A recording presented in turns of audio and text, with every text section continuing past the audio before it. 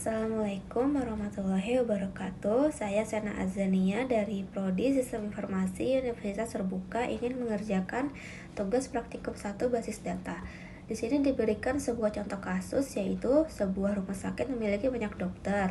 Setiap dokter mempunyai banyak pasien yang harus ditangani. Pasien harus terlebih dahulu mendaftar pada bagian administrasi dengan menyerahkan data dirinya.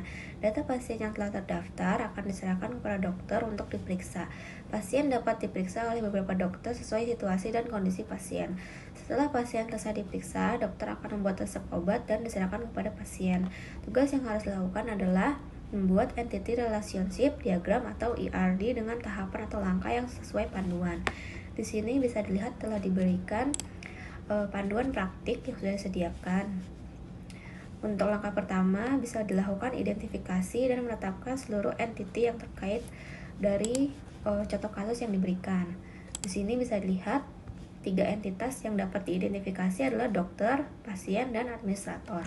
Setelah itu, kita bisa tentukan atribut-atribut atau field dari masing-masing entity beserta kunci atau key-nya. Di sini, sesuai dengan buku panduan, bisa dilihat dokter memiliki atribut yaitu ID dokter, nama dokter, tanggal lahir, alamat dokter, nomor HP, spesialis, dan waktu kerja. Sedangkan pasien memiliki atribut yaitu ID pasien, nama pasien, alamat pasien, jenis kelamin, dan nomor handphone. Lalu ada administrator memiliki atribut ID admin, nama admin, dan waktu jaga.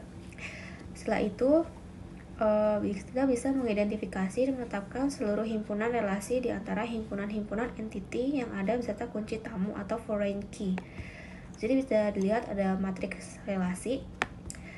Untuk cara dibacanya adalah dokter memeriksa pasien, lalu menyimpan datanya pada administrator. Lalu pasien diperiksa oleh dokter dan mendaftar kepada administrator. Sedangkan administrator menyerahkan data kepada dokter dan melayani pasien. Setelah menentukan entity, atribut, dan menetapkan seluruh himpunan relasi, bisa ditentukan pula derajat relasi menggunakan derajat kardinalitas, yaitu memahami kasus antar entity, apakah entity tersebut ke satu banyak, atau ke banyak dan banyak. Dalam contoh kasus di atas bisa dilihat bahwa banyak dokter memiliki banyak pasien.